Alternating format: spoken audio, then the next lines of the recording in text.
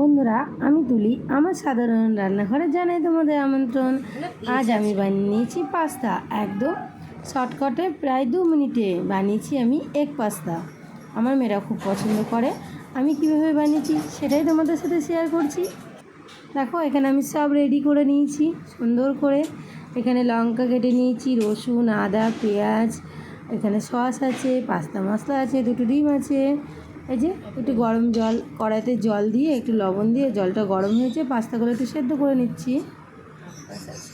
পুরোপুরি তো গলালে হবে না, দেখতেই পাচ্ছ আমি হাফ সেদ্ধ করে নিয়েছি, হাফের বেশি আর কি। দিয়ে পাস্তাগুলো নামিয়ে রেখেছি একটা জল ঝরানো থালায়, দিয়ে তার উপরে আমি ঠান্ডা জল দিয়ে পাস্তাগুলোকে ধুয়ে নিচ্ছি। তাহলে পাস্তাগুলো গায়ের সাথে একটার সাথে একটা লেগে যাবে না, বেশ ঝরঝরে হবে।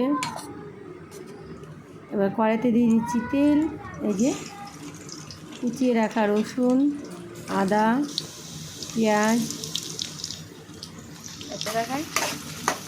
দিয়ে একটু নাড়াচাড়া করে কাঁচা লঙ্কা, পরিমাণ মতন লবণ,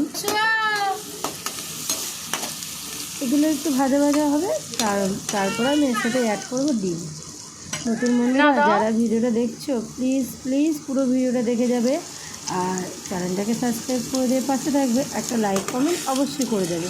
হ্যাঁ, ভালো লাগলেও করে যাবে, আর যদি খারাপ হয় সেটাও জানিয়ে যাবে, তাহলে আমি আমার ভুল শুধরাবো। তাই তো বন্ধুরা? দেখো, আমি বেশ সুন্দর করে নিয়েছি ডিমটাকে এর সাথে দিয়ে। খুব কড়া করবো না। এবার দিয়ে দেবো পাস্তাগুলো।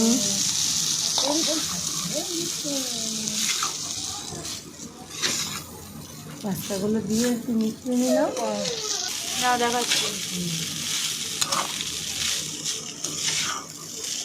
খুব বেশি এটাকে যে আমি অনেকটা সময় রান্না করবো তা না, একটু মিশিয়ে নিলাম।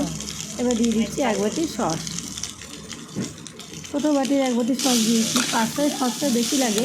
আমি খুব একদম যে অতিরিক্ত বেশি ব্যবহার করছি সেটা না, হালকা, আমি একদম হালকা করে করেছি। আর এই যে নামানোর আগে উপর থেকে দিয়ে দেবো পাস্তা মশলা। রেডি হয়ে যাবে আমার টেস্টি পাস্তা। কোনো এক সময় সন্ধ্যায় কিংবা সকালে বাচ্চাদের করে দেবে, বেশ খেতে খুব ভালো লাগে। আমার বাচ্চারা তো খুব ভালোবাসে। আবার দেখা হবে নতুন ভিডিওয় বন্ধুরা, ভালো থাকবে।